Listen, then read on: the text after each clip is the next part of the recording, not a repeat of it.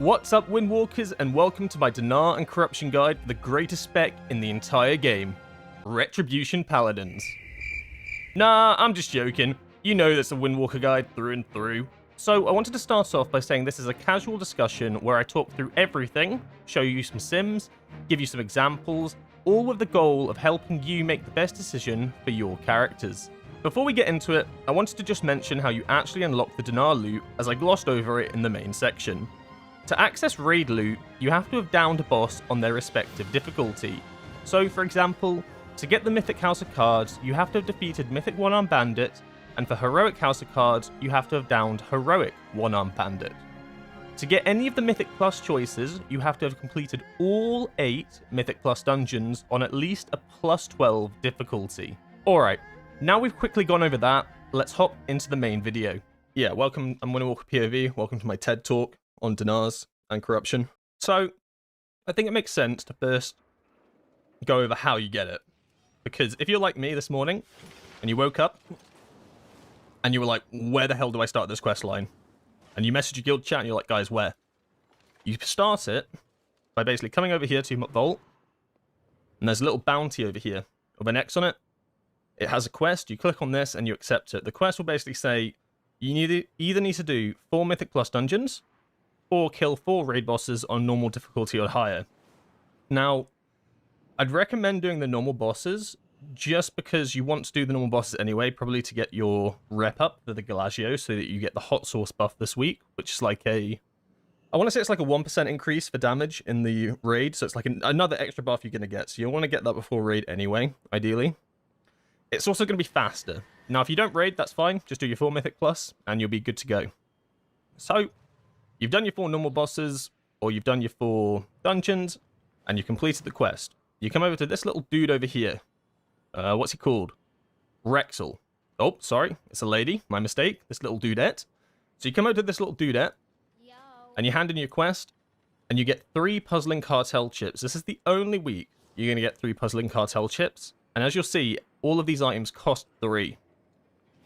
So, in total, you're going to be able to get 9 Puzzling Cartel chips, but this is the only week you're going to get 3.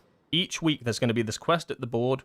You're going to have to do your normal dungeon, your mythic dungeons, or you're going to have to do your normal bosses, and you'll get 1 apiece. So, right now, you can get 1 piece straight away, and then in 3 weeks' time, you'll get another piece, and in 3 weeks' time, you'll get another piece.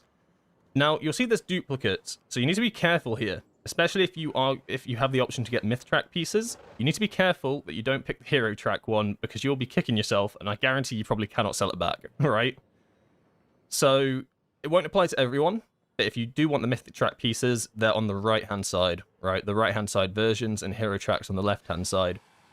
Now, you'll notice there's not a lot of actual loot here. It looks like it's a lot, because they're all duplicates, but I'm pretty sure in total there's only like 25 or something pieces here, and this includes all the raid weapons, all the raid rares, so that includes Jasta Diamonds, the cape from Lock and Stock, and then it also includes all trinkets from the raid.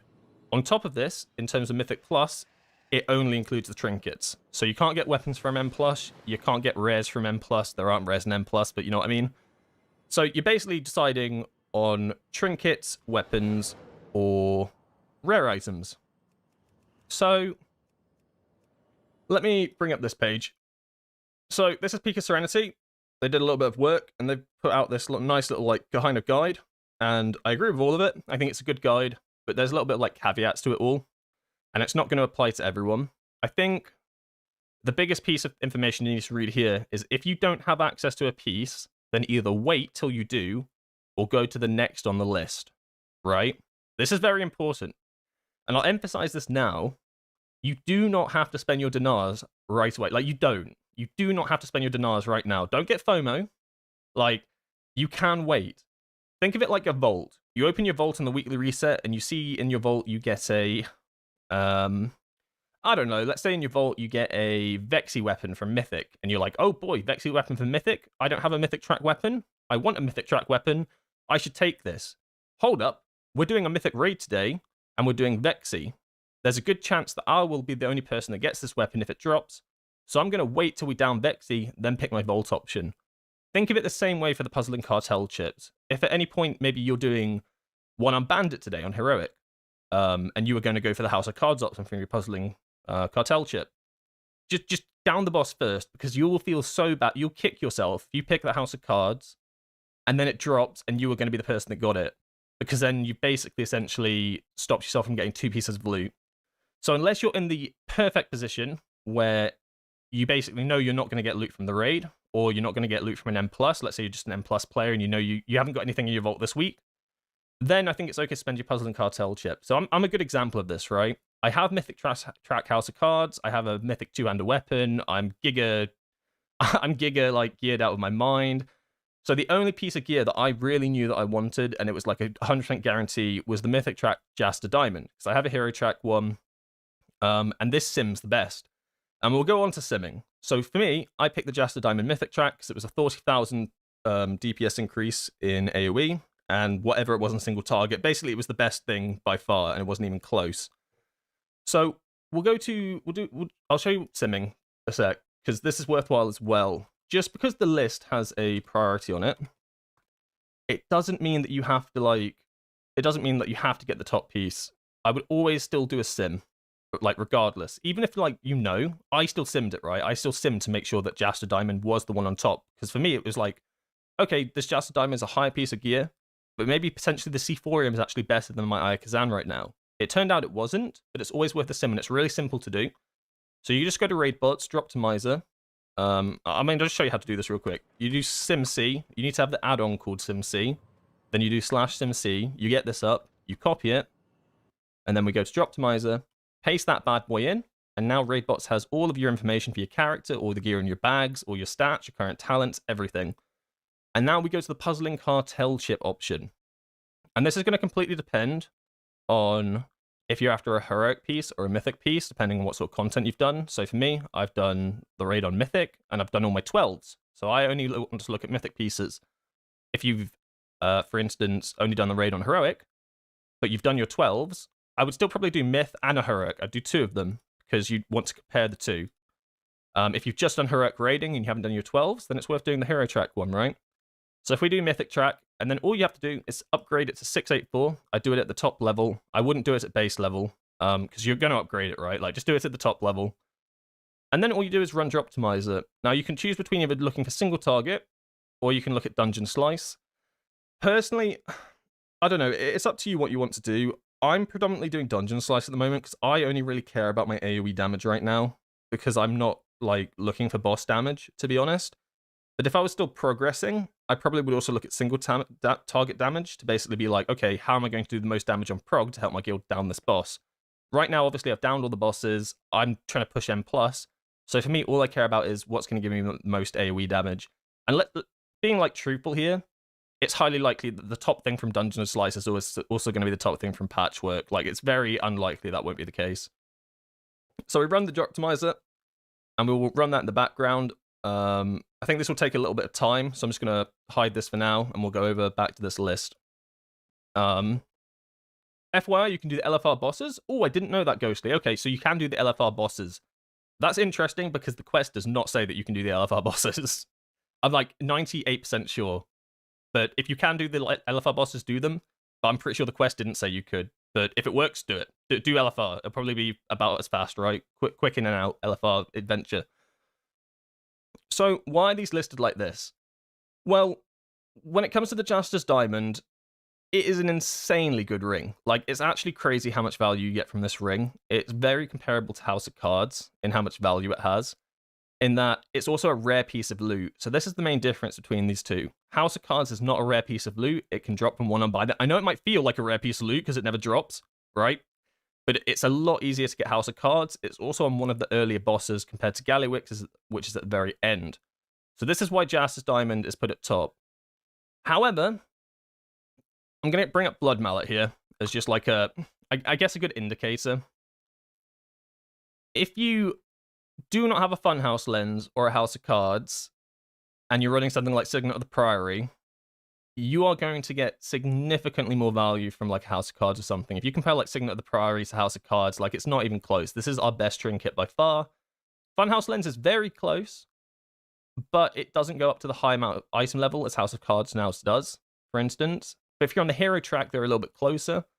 But as well as that, you also have to have a funhouse lens. I, for instance, have never got a funhouse lens, so I can never be in that position. A lot of people might have a funhouse lens, and this is a good trinket as it goes. So, and this is why I talk about simming. I think it's really important to sim, because you might see this list, and you might see, okay, Jaster's Diamond's really good, but maybe you don't have a house of cards personally yourself. Like, forget the track at the moment. Let's just say that this is just whatever Jaster, whatever house of cards. You might see Jaster Diamond, you might go, oh boy, I need to get myself a Jaster Diamond because it's #1 on this list. However, because you don't actually have a really good active trinket, maybe you're using like 2 passive trinkets, there's a high chance that the sims are going to tell you, buddy, you need to be taking this house of cards. Like, you need this because it's going to make your Conduit of the Celestials pop off. Like, so this is what I mean. Like, I would always try to do a sim with it. Like, it's really simple. You saw me do it in like literally 2 seconds. And right now, it's a little bit scuffed because of how I changed things, because I've already got my trinkets and stuff for this week. But you can see right now for me, Improvised C4 Pacemaker is the next best thing I can get. So this is what I'm probably going to save up for my next Puzzling Cartel 3 stack, C4ium, so that I can use this in AoE. Be careful with weapons here. If you can access a mythic 2-hander weapon, I would probably not send the Puzzling Cartel chip on it. Like, how do I put this? Basically, the Puzzling Cartel chip simmed weapons as the highest, right? At 684 item level. And that makes sense, because weapons are going to be your highest source of damage. It just makes sense. However, if you can spend Crest to upgrade that instead, then do that and get either, like, the House of Cards or the other one, the Jaster's Diamond, right? Like, you're going to get more value from that. However, if you don't have a Mythic Track 2-hander, you can still craft one, right? And that's the big difference. You can't craft yourself a House of Cards, yeah? You can't craft yourself a C4ium, but you can craft a 681 weapon. So it might actually be more value to craft yourself the big weapon and then get the House of Cards or the Jaster's Ring or the C4ium or whatever it is. But I guess the point I'm trying to like put across here is that although it's like a nice simple list of like priority ordering, I would really emphasize you just try to sim yourself as well whilst you're doing it to see what's better, because you don't want to end up in that position where you pick something because it looks like it's the best for you in that situation, but there was an alternative path you could have taken to get an even better thing and also still get value. Does that kind of make sense, like with the weapon and stuff like that? Also, for this one, second at the Priory, this is a very important caveat to this one. Please do not take this for your Puzzling Cartel chip unless you're playing Shadowpan, because you don't really want to run this as Conduit, because you basically play it as a 3-minute trinket. However, I will once again caveat onto that and say if you are just a Mythic Plus player and you do not have access to a Funhouse lens, you're just super unlucky, then technically you can use the Puzzling Cartel chip on this and use it as your active trinket. But just be aware that there's a high chance that Funhouse lens, if you can get it from the Delve, is just going to be better for Conduit. Because these are Conduit baselines, right? Like, this isn't look at Shadowpan. But like Signet, if you want a 684 Signet, you're probably wanting it to play Shadowpan. But it doesn't, like, but you got to take into account that if you don't raid, like you're not a raider at all, House of Cards is off the table, yeah? You're not getting a House of Cards, you're not getting a Jaster's Diamond from here. So these two are like completely off the table already. So you're starting already down here. And then at that point, potentially, yes, the Signet of the Priory would be a good take if you can't get yourself a Funhouse lens. It's kind of the same for C4ium, right? Like, C4ium is probably going to be another big take if you're an M+ player. I mean, it's a good take if you're a raider as well, right? Like, so let's be quite frank. But if you're an M+ player, this is going to be your best passive trinket just because of item level alone. Like, it goes all the way up to 684. I know it gives crit, and I get a lot of people saying, why do I want this trinket if it has crit in it? Are you sure it's that good? It really is that good. Just because our secondary stats are Mastery Haste doesn't mean that crit and burst are like in the bin for us. It just means that we don't get as much value for them.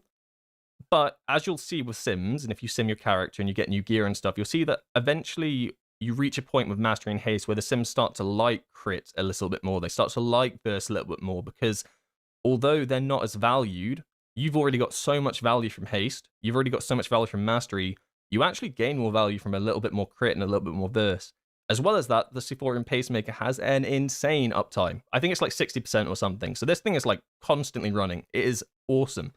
So it's a very good trinket. So don't be deceived by its secondary stats. Don't be deceived by crit.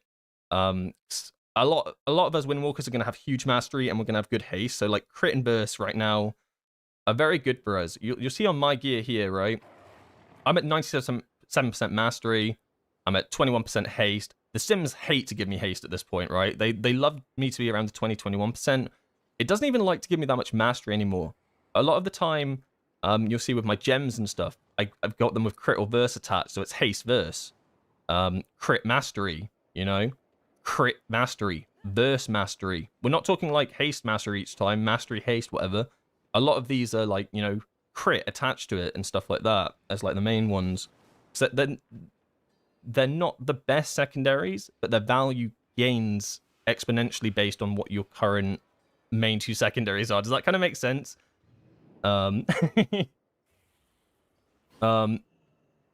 I know that, like, Simit always sounds like a cop-out answer, but I wouldn't say it if I didn't really think, like, you had to sim it. Like, simming is so important, because you never want to be taking an item and then kicking yourself because it actually isn't the right choice to take, and you find out later through a sim. I know that, like, if you're new to simming and stuff, it can be very, like, it can be quite overwhelming. Like, I remember when I first started simming and I had no idea what to do. But if you just do the simple puzzle and cartel one where that I just showed you, it takes like a minute to do. It's really efficient. It's honestly not as scary as you think, and it can save you. It can just save you the damage that you'd lose. It's just really good to get into a little habit of simming here and there.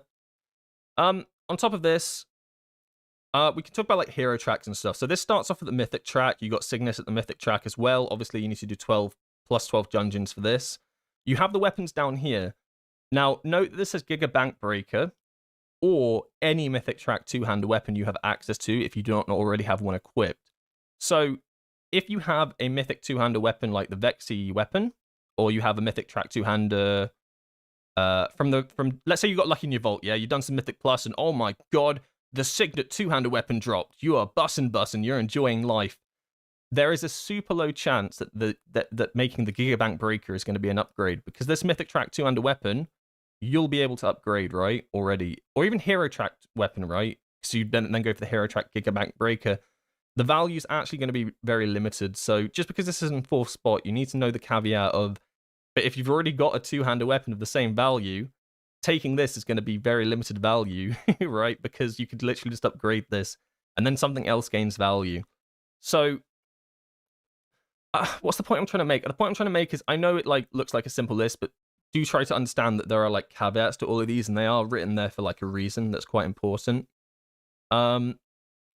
Eye of Kazan's an interesting one, and we will touch of Eye of Kazan. You can see how low it is, right? And you might be thinking to yourself, how is the Eye of Kazan myth track at 7? This is from Gallywix, for God's sake. This is Eye of Kazan. Everybody and their mum wants this. It's lost a lot of value in the raid. Please don't just go to Puzzle and Cartel, see Eye of Kazan, and just take it because you think it's the best. Like, there's such a big caveat with Eye of Kazan where, and I know that I'm running it at the moment. Don't look at my character. Ignore my character. My character doesn't count. Just don't look at it right now. The issue with Eye of Kazan is it's really good on long boss fights.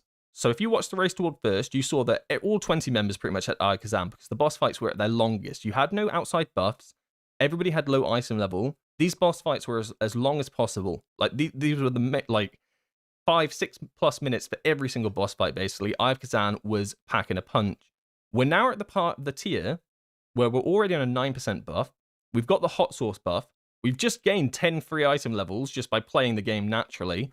Boss fights are going to be so short now that you're going to run into a lot of situations where your Eye of Kazan might not even fully stack, or it fully stacks, and the boss fight's pretty much over. Eye of Kazan is only strong when it gets to 20 times. You might as well be running a Sephorium. Sephorium is strong throughout the entire fight. Eye of Kazan starts outscaling it when it hits 20 stacks, and then your fight extends for a bit. So, unless you're like properly doing Mythic Prog right now on a boss like Mugsy or a boss like Gallywix, I wouldn't even say One-Armed Bandit, because One-Armed Bandit's gone... I've seen people kill One-Armed Bandit in 5 minutes 30, right? Like, obviously, these are insane pull times, and the average is about 6 minute 30, but that's still short compared to what One-Armed Bandit was. One-Armed Bandit was like 7:30, and I know it's only a minute difference, but it makes a massive difference in the fight length. So if you are wanting an Eye of Kazan, I would sim it, but I would actually start simming it. I know the standard set was to sim it for 7 to 8 minutes, but I'd even sim it for like 5 to 6 minutes and see how it compares as well, because that's what the majority of boss fights are going to be now. For heroic, I would probably not even run this on any heroic bosses. Maybe Gallywix at a push, but all other heroic bosses I'm talking about are just, the fights are too short, and now the mythic bosses are going down, and it's going to also get to a point where we're going to get another 9% buff, yeah? And we're going to get even more gear, and eventually these boss fights, you're going to kill Vexy in like 2 minutes. Like, I'm not even joking. Like, you will get to the 1 minute 30 push, you pop all your cooldowns, Vexy dead. You have not even fully stacked your Eye of Kazan. So, like, as it says here, if you're progressing on the longer fights like Bandit, Muggsy, and Gallywix, then this is a really good take. But outside of that, it's rough. Now, if you're doing high-end Mythic Plus, there is an argument that Eye of Kazan can be good if you're doing chain pulls and stuff. But in pugs and whatnot, this is quite rare. Like, you'll have a lot of downtime in between pulls. Like, it's not as bad as it sounds, but you're probably more likely to get more value from the Pacemaker in an M+. The only reason I am currently running Eye of Kazan is because of its item level. For me, it's 684. I didn't take this from my Puzzling Cartel chip. I got it in the vault because I'm a goofy goober that just gets good loot, right? Okay, I'm sorry. It just is what it is. Winners be winning. Okay. But my point is, I have a C4ium, but because the item level difference is so high, I get more value from this. And that's the only reason I'm running it in M+ at the moment. And it's the only reason I run it on every raid boss. And it's not even for the 20 stacks of the agility. I'm literally getting so much more value from the mastery. That's why this trinket is so good for me right now. Does that kind of make sense? It's like, but realistically, if you have an Eye of Kazan on hero track or whatever, you're probably running it for its 20 stacks for agility, and you're just not going to get them as much if you're not pushing bosses that are super long. So just be careful with Eye of Kazan. So I know a lot of people are going to be caught out by it and just think this is the end boss thing. Eye of Kazan has been hyped up for weeks and weeks and weeks. And yes, it has, because it was a good trinket earlier on. But every week, it loses value. Every single week. All right, I've yapped for 5 minutes on Eye of Kazan. I'm sorry. But I do want it to just be kind of noted, or yeah. It's just really worth mentioning. Just be careful with Eye of Kazan. And that's why it's so low on this list. Probably also worth considering why you want an item. Eye is good if you care about killing next tier's last heroic bosses out week 1. Outside of that, probably meh. Yeah, like, I was gonna mention that, but I think that's a little bit like, I don't know.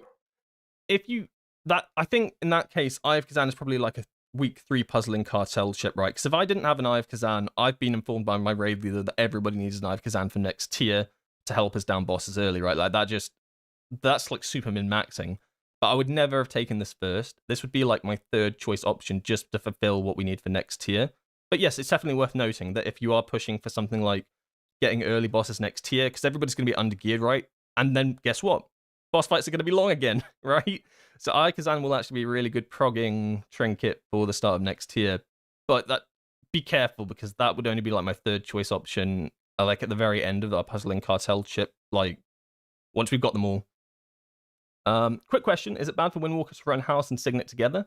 I have not got a good on-use trinket yet, and just curious if it's bad. It is bad.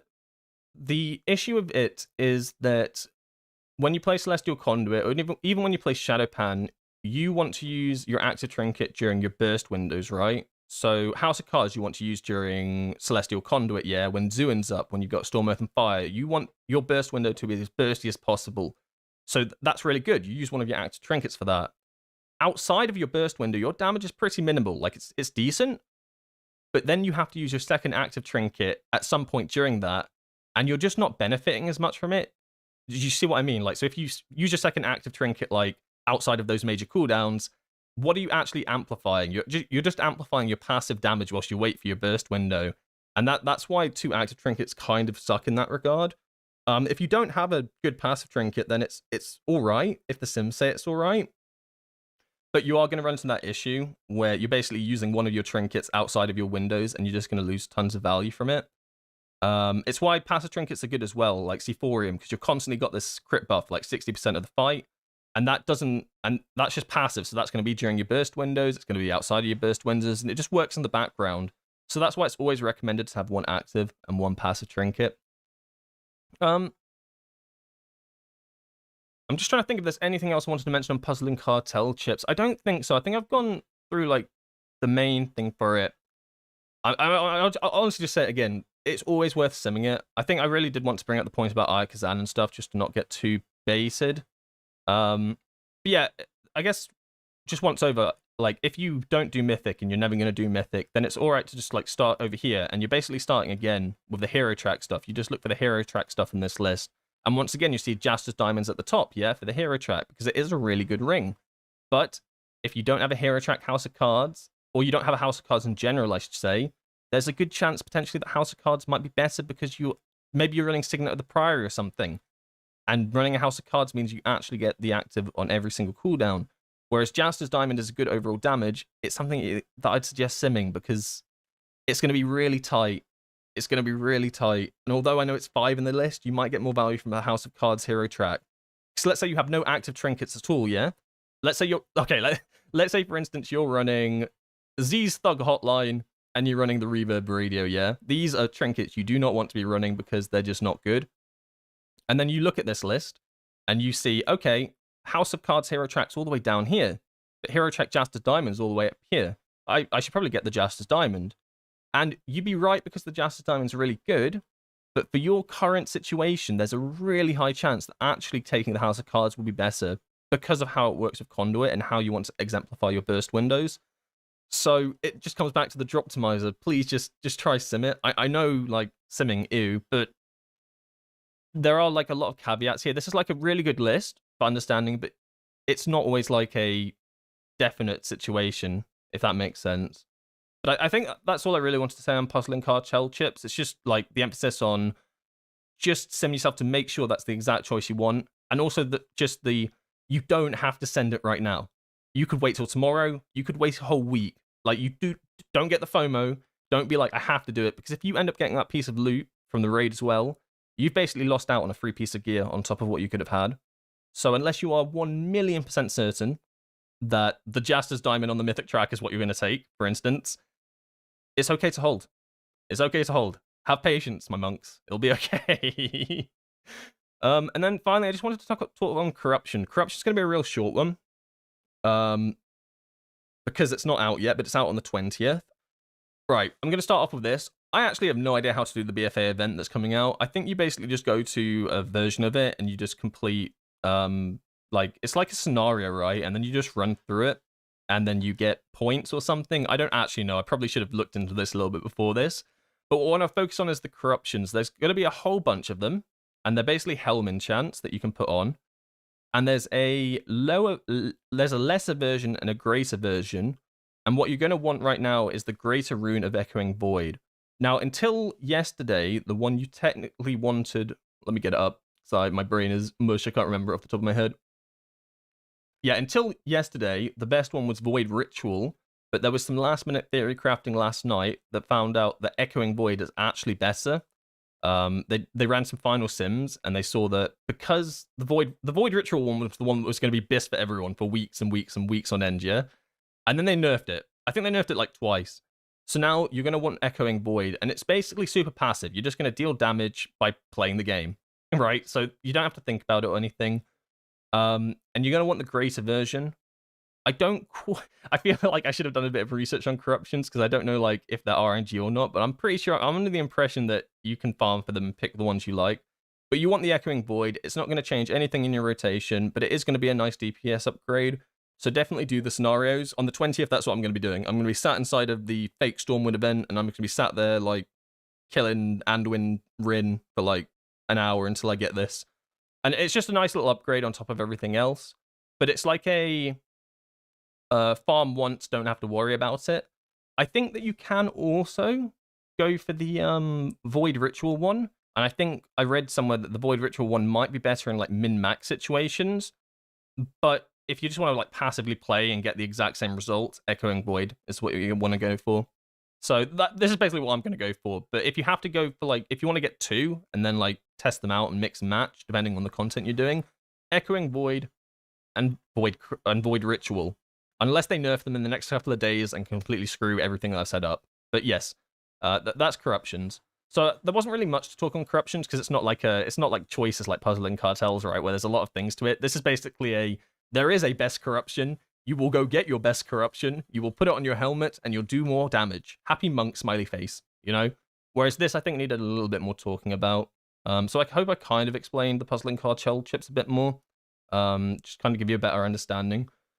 of what you should spend it on, or if you shouldn't spend them, or how it all works and all of that.